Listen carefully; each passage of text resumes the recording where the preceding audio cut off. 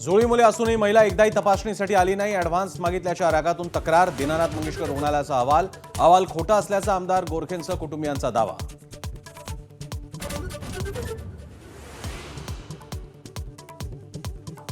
दीनानाथ मंगेशकर रुग्णालयाची 4 सदस्यीय समितीकडून चौकशी सुरू. गर्भवतीच्या मृत्यूप्रकरणी मुख्यमंत्री फडणवीसांच्या सूचना.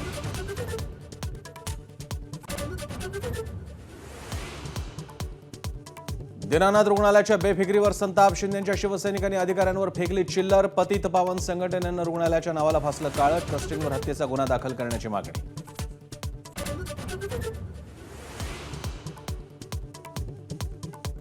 वक्फवरील चर्चेदरम्यान प्रफुल्ल पटेल संजय राऊत यांची राज्यसभेत जुगलबंदी. नादाला लागू नका नाहीतर नागडा करेन. राऊतांची जळजळीत टीका. तर तुम्हीच नागडे आहात, लोकांना काय करणार. शिरसाटांनी दिवसला.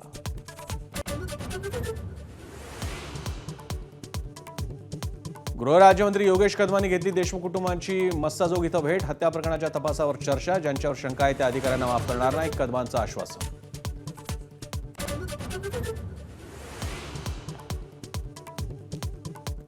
महाराष्ट्र नवनिर्माण सेनेला कर्नाटक रक्षण वेदिकेचा पाठिंबा. भारतात प्रत्येक स्थानिक भाषेला प्राधान्य मिळायला हवं म्हणत जाहीर कौतुक.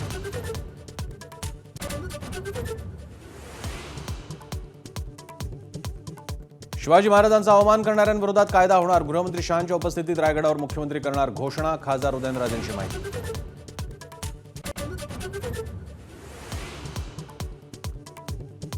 नांदेडच्या आलेगाव शिवारात ट्रॅक्टर विहिरीत कोसळून भीषण अपघात. 7 महिला मजुरांचा मृत्यू. मृतांच्या नातेवाईकांना राज्य सरकारकडून 5 लाखांची मदत. केंद्राकडूनही 2 लाखांची मदत जाहीर.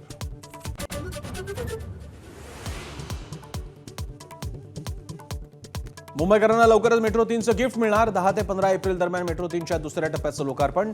दुसऱ्या टप्प्यात बीकेसी ते वरळी नाकापर्यंत धावणार मेट्रो.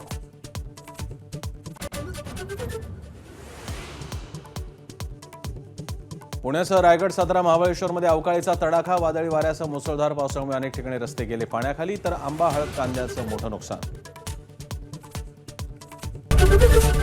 एबीपी माझा, उघडा डोळे बघा नीट.